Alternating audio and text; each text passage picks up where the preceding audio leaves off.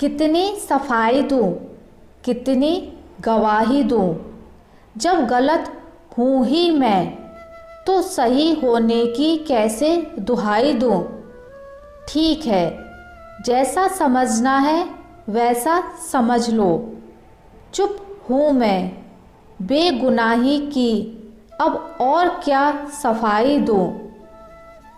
किसी अच्छे इंसान से कोई गलती हो जाए तो माफ़ कर दो, क्योंकि मोती अगर कचरे में गिर जाए तो भी कीमती रहता है।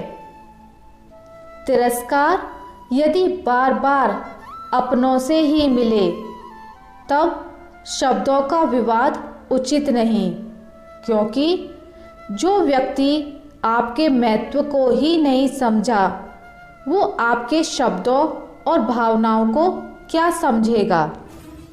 सेवा सबकी कीजिए, मगर आशा किसी से भी मत रखिए, क्योंकि सेवा का सही मूल्य सिर्फ भगवान ही दे सकते हैं, इंसान नहीं।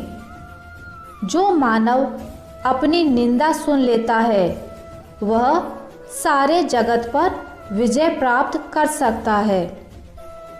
इतना कमज़ोर मत बनो कि कोई आपको तोड़ सके, बल्कि इतना मजबूत बनो कि आपको तोड़ने वाला खुद ही टूट जाए। छल कपट पाप का फल इसी धरती पर भुगतना पड़ता है।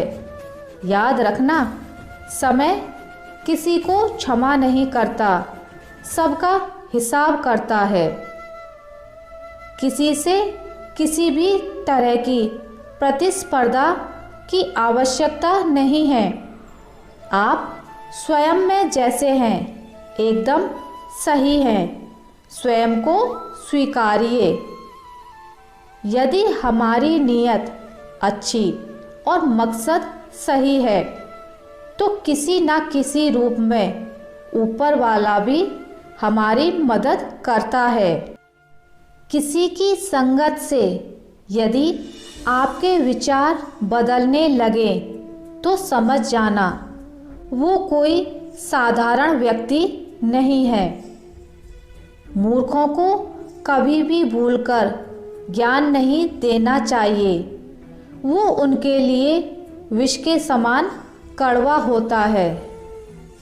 जिस प्रकार सांप, केंचुली और गिरगिट अपना रंग बदलना कभी नहीं छोड़ता, ठीक उसी प्रकार छल कपट से भरा व्यक्ति अपना स्वभाव कभी नहीं छोड़ता, चाहे उसके शब्द कितने ही मीठे क्यों ना हों।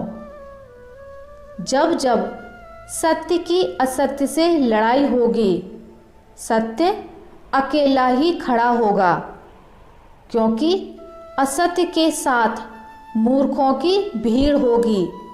फिर भी असत्य के सामने सत्य की ही सदैव विजय होगी।